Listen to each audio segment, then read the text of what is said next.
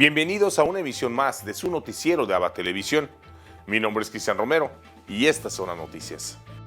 Comenzamos en el Vaticano, donde el Papa Francisco instituye la primera jornada de los abuelos y los ancianos. Durante el Ángelus, el Papa reflexionó sobre la autoridad de Jesús, que no era como la de los fariseos. Jesús predica con autoridad propia. Chi possiede una dottrina che trae da sé, e non come gli scribi che ripetevano tradizioni precedenti e leggi tramandate. Ripetevano parole, parole, parole, soltanto parole, come cantava la grande Mina. Además, Francisco anunció que ha instituido un día especial, una jornada mundial de los abuelos y los ancianos en toda la Iglesia. Se celebrará cada cuarto domingo de julio, cerca de la fiesta de San Joaquín y Santa Ana, abuelos de Jesús. Essi ci ricordano che la vecchiaia è un dono e che i nonni sono l'anello di congiunzione tra le diverse generazioni per trasmettere ai giovani l'esperienza di vita e di fede. I nonni tante volte sono dimenticati e noi dimentichiamo questa ricchezza di custodire le radici e di trasmettere. Junto a él estaban los chicos de Acción Católica de Roma. Al final de cada enero, mes dedicado a la paz, suelen aparecer con el Papa durante el rezo del Ángelus. El Fondo Gesù Divino Lavoratore, che ha istituito lo scorso anno. Estar junto a él es la guinda de un periodo de actividades dedicadas a reflexionar sobre la necesidad del diálogo y el perdón. E dal solito questi ragazzi portavano dei palloncini per buttare in aria dalla finestra, ma oggi siamo chiusi qui dentro, non si potrà fare, ma il prossimo anno lo farete sicuro. Francisco también pidió vivir intensamente la fiesta del 2 de febrero, día de la presentación de Jesús en el templo, donde el Evangelio narra la escena del encuentro entre el anciano Simeón y la Sagrada Familia. Por eso el Papa dijo que ese día también se puede vivir como una fiesta del encuentro entre ancianos y jóvenes. El Papa Francisco celebrará una misa este martes por la Jornada Mundial de la Vida Consagrada. Cada 2 de febrero, miles de religiosos y religiosas de todo el mundo llenan la Basílica de San Pedro para celebrar con el Papa la Jornada Mundial de la Vida Consagrada. Pero este año la misa de Francisco estará mucho menos concurrida debido a la pandemia. Como cada año, el Papa subrayará algún aspecto de la misión de los consagrados. I religiosi e le religiose, uomini e donne che vivono per imitare Gesù, sono chiamati a immettere nel mondo il suo stesso sguardo, lo sguardo della compassione, lo sguardo che va in cerca dei lontani, che non condanna ma incoraggia, libera, consola. Es la misma mirada que el Papa Francisco quiere compartir en esta fecha con quienes como él han aceptado la llamada a la vida religiosa. En septiembre, por ejemplo, mostró esa compasión cuando invitó a este sacerdote del Líbano a acercarse durante la audiencia general para rezar por las víctimas de las explosiones en el puerto de Beirut. También lo hizo en noviembre cuando encontró a Pierluigi Macalli, misionero que había pasado 2 años como rehén en Níger. Aunque el distanciamiento social hace que estos gestos de afecto sean menos comunes, la misa de este 2 de febrero será una oportunidad para celebrar la vocación que comparten el Papa y los consagrados. La ceremonia en San Pedro comenzará a las 5:30 de la tarde, hora de Roma. Les presentamos el arquitecto de la Iglesia, la Sagrada Familia, que podría ser beatificado muy pronto. Además de ser uno de los arquitectos más conocidos, Antoni Gaudí vivía intensamente su fe. Puede verse claramente en los detalles de su trabajo más importante, la Sagrada Familia de Barcelona. Al igual que las catedrales medievales, auténticas Biblias en piedra, Gaudí concibió la Sagrada Familia como una gran catequesis. Tomó los retablos que normalmente se encuentran dentro de la iglesia y los movió a las fachadas, en donde todos los pueden ver. Gaudí quería reflejar la iglesia primitiva, pero con el progreso y los avances de la época. Los dogmas principales de la doctrina católica se representan en las fachadas. Benito XVI decía que es la potencia de Gaudí al sacar hacia afuera los retablos. Pero no solamente es esto, sino que Gaudí, con sus 3 fachadas y sus 18 torres, pues hace una eclesiología. Ahí está la iglesia proclamada, y él proclama la gloria de Dios a través de la belleza. El padre Gabriel Córdoba ha escrito sobre la teología detrás de la obra de Gaudí. Dice que se han reunido muchos elementos que demuestran que el brillante arquitecto era santo, era un místico y proclamó la gloria de Dios a través de sus obras y su vida cotidiana. Gaudí era una persona con una gran capacidad intelectual, era una persona culta, erudita, pero también era una persona profundamente religiosa. Y la liturgia, la expresión de la fe a través de la liturgia, para él era fundamental también. Era persona de comunión diaria y, por supuesto, defensor de la fe en aquellos tiempos tan convulsos, de finales del siglo XIX. Gaudí no solo buscó a Dios a través de la arquitectura y su forma de trabajar, pudo ver a Dios a través de la creación y las personas. Gabriel Córdoba explica que también inspiró la fe en otros y se mostró solidario con sus empleados y compañeros en Barcelona. Sentí que sería bueno también presentar una tesis en que englobase todo el edificio de la Basílica de la Sagrada Familia, precisamente con este sentido, de dar a conocer que Gaudí, por ser una persona profundamente religiosa, fue capaz de plasmar en belleza lo que él vivía, lo que él sentía de Dios, la inspiración que le venía de Dios. Gaudí murió en 1926 a los 74 años a causa de un accidente de tráfico, mientras aún trabajaba en la construcción de la Sagrada Familia. Una asociación promueve su causa de beatificación. Para que esto pueda suceder, primero se necesita que el Papa lo declare venerable y luego se demuestre un milagro realizado por su intercesión. A continuación tenemos el agrado de presentarles una reflexión del Evangelio del Día a cargo de nuestro director general, Jaime Sevilla. En el Evangelio de hoy tenemos un Evangelio muy peculiar, tomado de Marcos capítulo 5. Y es que hay un endemoniado que se acerca en la región de Decápolis a Jesús y le pide que no lo atormente. Y Jesús le hace la siguiente pregunta: ¿cómo te llamas? Y el demonio responde: Legión, porque somos muchos. Y es interesante cómo el Evangelio sigue relatando y le piden a Jesús que por lo menos los deje meterse a la piara de cerdos que había en el acantilado.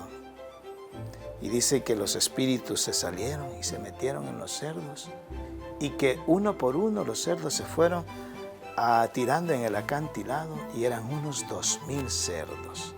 ¿Se imaginan ustedes el tormento que tenía aquel hombre por esta legión de demonios?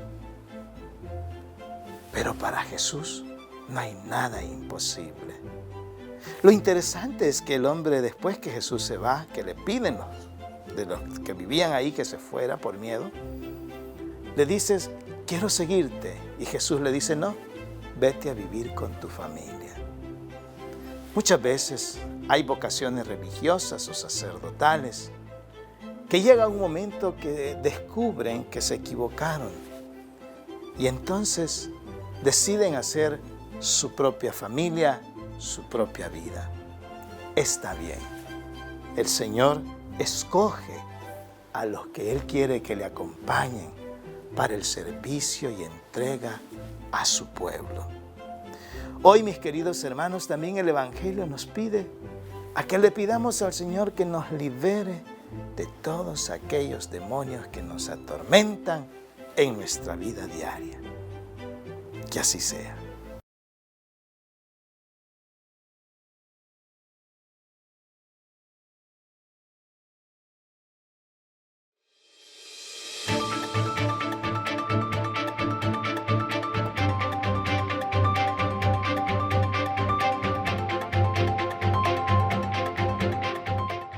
Estas son las noticias más importantes de los Estados Unidos, traídas gracias a la cortesía de La Voz de América. El presidente de Estados Unidos, Joe Biden, está dispuesto, dentro de ciertos límites, a considerar cambios en su propuesta de paquete de ayuda para el coronavirus de $1.900.000, dijo Brian Deese, director del Consejo Económico Nacional de Biden, a CNN el domingo. 10 legisladores republicanos, por medio de una carta enviada a Biden, piden reunirse con él para discutir su plan. Aunque no han hablado de precio, pero el senador de Luisiana, republicano, dijo al programa Fox News Sunday que costaría alrededor de $600 millones, muy por debajo de lo que Biden está pidiendo al Congreso que apruebe. En la propuesta del presidente estadounidense busca incrementar la ayuda por desempleo de $300 en la semana a $400 e incluye el cheque de una ayuda económica por el monto de $1.400 que sumados a los $600 entregados en diciembre hacen el total de $2.000. En otras noticias, el expresidente Donald Trump anunció este domingo el equipo legal para su segundo juicio político en el Senado, que está programado para empezar el 9 de febrero. Los abogados David Schoen y Bruce Castor liderarán el equipo de defensa de Trump, quien enfrenta un nuevo juicio, esta vez por incitación a la insurrección, después del violento asalto al Capitolio del pasado 6 de enero. Por otro lado, la zona metropolitana de Washington, D.C. está bajo alerta de tiempo invernal. El domingo una nevada acumuló entre 3 a 4 pulgadas entre los estados de Virginia, Maryland y el Distrito de Columbia. La nevada continúa el lunes con un 80% de probabilidades que se extienden hasta el martes. Desde Washington, Sofía Pisani, Voz de América. Fronteras terrestres permanecerán cerradas en Costa Rica. A pesar de que el Poder Ejecutivo anunció la apertura controlada de las fronteras terrestres a partir de este lunes 1 de febrero, de momento no será así. El Ministerio de Salud confirmó este domingo que Peñas Blancas, Los Chiles, Zixaola y Paso Canoas permanecerán cerradas un mes más. La directora de Migración manifestó que es Salud y la Comisión Nacional de Emergencias quienes finalmente tomen la decisión. Admite que fueron consultados la semana anterior sobre este tema. Lo importante es recordar que la rectoría en materia sanitaria es del Ministerio de Salud y que esperamos al estudio y a los análisis que hace propiamente las autoridades de salud para determinar si se abren o no las fronteras terrestres.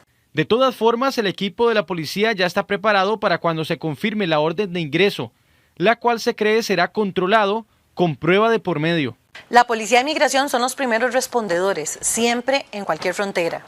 Es importante entender y justamente por eso la necesidad de contar con recursos y de dotar a la policía de insumos para trabajar. Un policía es quien recibe por primera vez a las personas en frontera y quien determina si cumplen o no los requisitos para entrar a Costa Rica. Pues la gran mayoría cumplirán requisitos de turismo, pero recordar que la labor de la policía es también determinar quién tiene una alerta en Interpol, quién es una persona que tiene antecedentes judiciales en otro país y se han hecho incluso rechazos de personas, por ejemplo, abusadores sexuales, personas con vínculo con terrorismo, que no queremos que entren a nuestro país. De ahí que tenga que ser una policía fortalecida para poder dar esta atención. Las fronteras terrestres se mantienen cerradas desde abril del año pasado. A finales de febrero se hará una nueva valoración. En México, rescatan a un grupo de migrantes centroamericanos en el estado de Oaxaca. La población guatemalteca no sale del asombro sobre la reciente muerte de un grupo de migrantes en Tamaulipas, los cuales luego de ser asesinados fueron quemados y en donde se sospecha haya guatemaltecos. Sin embargo, el Instituto Nacional de Migración de México dio a conocer que en la caseta de Tapanatepec, en Oaxaca, se logró rescatar a 47 extranjeros, dentro de ellos salvadoreños, hondureños y una buena parte de guatemaltecos. El casi medio centenar de personas era trasladado en una camioneta de carga en condiciones insalubres. Sobre el tema migratorio, la asesora especial del presidente Joe Biden y coordinadora para la frontera sur, Roberta Jacobson, destacó que la frontera de los Estados Unidos está cerrada para la migración irregular, por lo que hizo énfasis en los riesgos de migrar de esta forma. A los migrantes que ahora están en marcha a los Estados Unidos o están pensando en este viaje, la situación en la frontera no ha cambiado. Usted pone en peligro usted mismo y su familia o los acompañantes. Ahora no es el momento de llegar a las fronteras de los Estados Unidos. Los procedimientos para entrar a los Estados Unidos no van a cambiar de noche a día. Y el viaje es especialmente peligroso ahora en medio de una pandemia. Nos vamos a Sudamérica con nuestro amigo, el padre Manuel Rodríguez Rodríguez, misionero claretiano de nuestra cadena hermana JN19 Televisión, con un reportaje especial desde Lima, Perú, de lo que está ocurriendo en ese país. Reporta para la cadena de televisión ABBA y JN19 del Perú el padre Manuel Rodríguez Rodríguez, misionero claretiano desde Lima. Este día, 1 de febrero, tenemos el siguiente informe del Ministerio de Salud.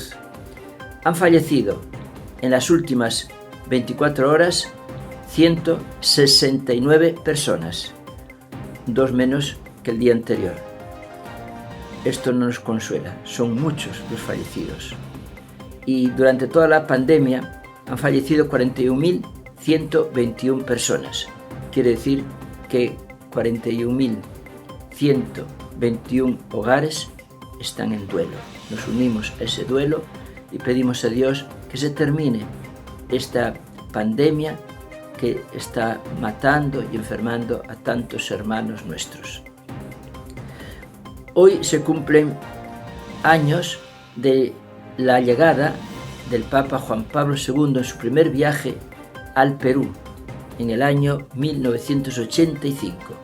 Venía desde Quito, fue un viaje en medio del terrorismo, en medio de una crisis profunda, pero él valientemente habló, exhortó a los terroristas, exhortó a todo el mundo a vivir en la paz de una manera muy fuerte, muy emotiva, trajo una voz de esperanza aquí al Perú, Juan Pablo II, hoy San Juan Pablo II. Los claretianos, a cuya congregación yo pertenezco, celebramos hoy el Día de los Mártires Claretianos, un total de 271 mártires que murieron por Cristo, la mayoría en el periodo de la Guerra Civil Española 1936-1939. Otros en otras fechas, algunos también en México, en la Guerra de los Cristeros. Y el arzobispo, desde la catedral en la misa dominical, ha ofrecido la catedral, si es necesaria, para las vacunas, que por cierto, el primer lote llegarán el día 9. Las vacunas que también, según el gobierno, se aplicarán ya un tanto masivamente antes del 28 de julio, al menos para 10 millones. Eso es lo que se espera. Estas vacunas tienen siempre un objetivo preferente, que son las personas que trabajan en sanidad. Estamos a 69 días de las elecciones generales el 11 de abril. Los candidatos están presentando sus opciones, la mayoría pues por internet, porque la otra manera es muy difícil. Aparte que estamos en una cuarentena bastante estricta, aunque muchos no la cumplen. Ayer domingo, aunque las vías principales estaban bastante desiertas, mucha gente quebrantó el protocolo y se pusieron más de 3.500 multas por infracción. Nosotros seguimos orando. El arzobispo pide que se aporte para las ollas comunes, sobre todo menestras, lentejas y otras cosas que puedan ser útiles, no tanto arroz y fideos que alimentan poco. Reportó para la cadena ABBA y JN19 el padre Manuel Rodríguez Rodríguez, misionero claretiano.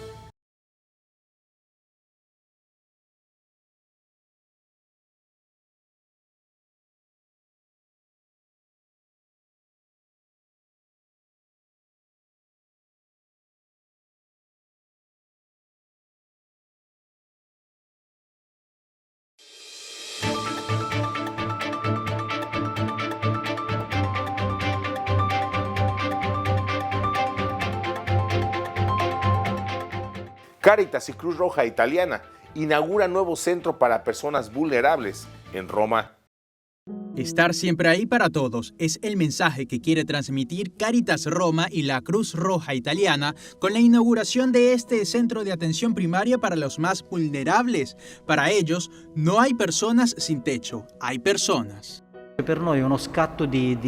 Para nosotros es una inyección de dignidad, en el sentido de que reconozco que también el otro tiene las mismas necesidades de cuidado y de atención en este tiempo de pandemia, como en cualquier escenario. Decir, eres una persona, como todos. La Cruz Roja Italiana proporciona asistencia sanitaria en este centro, que tiene una capacidad para albergar unas 60 personas. La definen estructura puente, ya que luego las personas irán a centros de Cáritas según sus situaciones. Aquí se realizan pruebas anti-COVID-19 y se manejan todas las medidas de bioseguridad. Dar seguridad a quienes viven en condiciones de extrema vulnerabilidad, de que pueden encontrar un lugar donde ser acogido.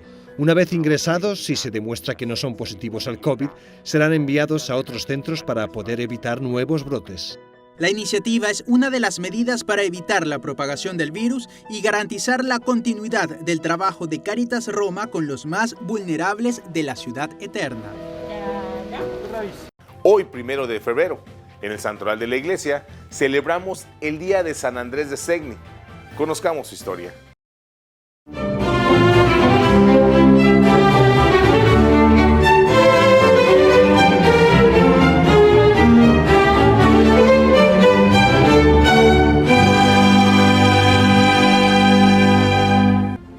El Papa, sofocado por la pesadez de sus vestimentas sobre las que caía a plomo el sol del estío, avanzaba a paso cansino por la escabrosa montaña a lomo de su mansa mula, y parecía que la ladera se estiraba porque mientras más caminaba, más lejana se percibía la cima.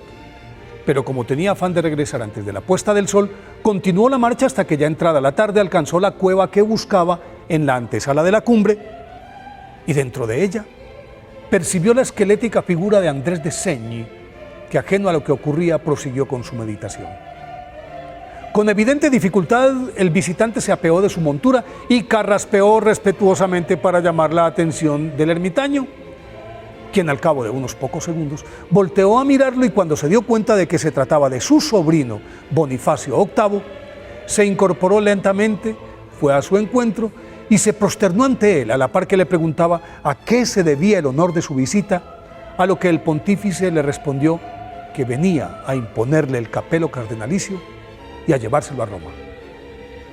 Andrés de Segni, visiblemente conmovido, le agradeció la distinción, pero la rehusó con firmeza y agregó que con seguridad le era más útil a Dios y a la Iglesia orando, ayunando, meditando y haciendo penitencia en la soledad de su cubil que predicando en las grandes basílicas romanas. El Papa Bonifacio VIII no insistió, simplemente lo bendijo y con la ayuda de la anacoreta montó en su mula y descendió a encontrarse con su comitiva que lo esperaba al pie de la montaña. Nunca más se vieron, porque algunos meses después, tío y sobrino murieron con pocos días de diferencia. Andrés, nacido en Agnani, Italia, en 1240, pertenecía a la poderosa y noble familia Conti de la ciudad de Segni, de cuya prosapia surgieron varios papas, Inocencio III, Gregorio IX entre sus antepasados, y de su tiempo era sobrino de Alejandro IV y tío de Bonifacio VIII, el que lo visitó. Antecedentes que a todas luces le auguraban una brillante carrera eclesiástica que además se apuntalaba en su sobresaliente inteligencia y en la esmerada educación que había recibido. Cuando contaba 22 años y ya todo estaba dado para que comenzara el ascenso, Andrés de Segni renunció abruptamente al mundo e ingresó al convento de los frailes menores franciscanos de San Lorenzo de Agnani, en el que luego de concluir sus estudios fue ordenado sacerdote y con el permiso de sus superiores se retiró al monasterio de Piglio, junto al monte Scalambra, que forma parte de los Apeninos, y aunque en esta comunidad se observaban rigurosamente las reglas originales de San Francisco, para el beato Andrés de Segni no fue suficiente, y por eso se fue a vivir en la parte más alta de la montaña, en un agujero en el que apenas cabía de rodillas o sentado. Siempre estaba expuesto a las inclemencias del tiempo, y hasta allí fue el Papa Bonifacio VIII. Ayunaba constantemente, solo comía pan que le enviaban desde el monasterio 2 veces a la semana y bebía nieve derretida. Aunque celoso de su soledad, el beato Andrés de Segni siempre estaba dispuesto a interrumpirla, porque ricos, dignatarios, prelados, curas y desvalidos acudían de todas partes para obtener la curación de sus enfermedades, pedirle consejos, orientación espiritual, y siempre regresaban a casa renovados y sanos. Desgastado por su ascetismo, murió en silencio el 1 de febrero de 1302, a los 62 años, y fue beatificado en 1724 por el Papa Benedicto XIII. Por eso, hoy, día de su festividad, pidámosle al beato Andrés de Segni que nos dé fuerzas para renunciar al mundo y entregarnos incondicionalmente a Dios.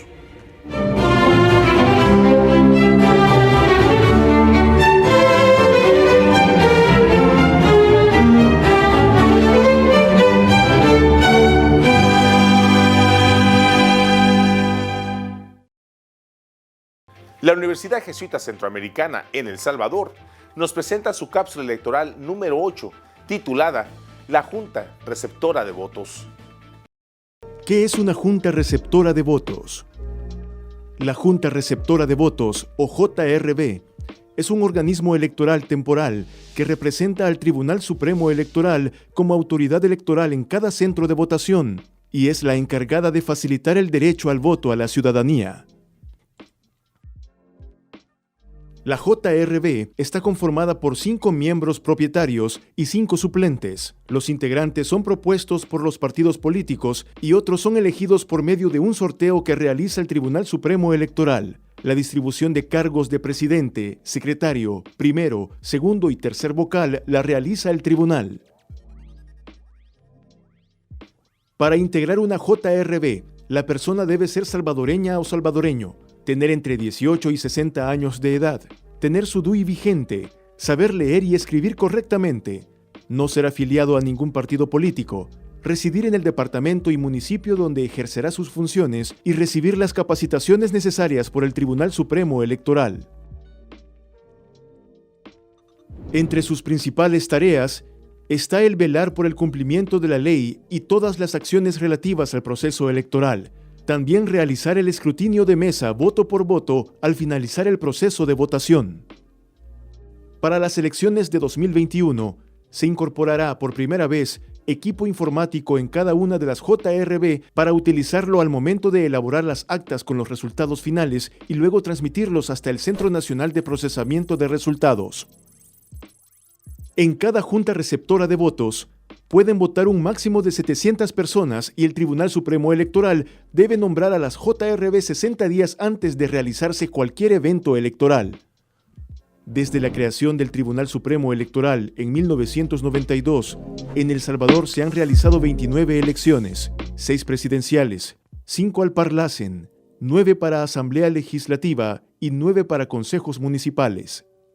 Según el artículo 107 del Código Electoral, el tribunal decide 120 días antes de cada elección el número de las JRV que deben instalarse en cada municipio. Infórmate y participa. Y así llegamos al final de una emisión más de su noticiero de ABA Televisión. Muchas gracias por su preferencia y continúen con nuestra programación. Les invitamos a sintonizarnos todos los días en vivo, las 24 horas, por www.abatvn.com, por Canal 75 de Guatemala por Multivisión, en nuestras plataformas digitales de Roku TV y Amazon Fire, así como en nuestras cadenas hermanas y como siempre en nuestras redes sociales. Ahí nos vemos y que Dios les siga bendiciendo.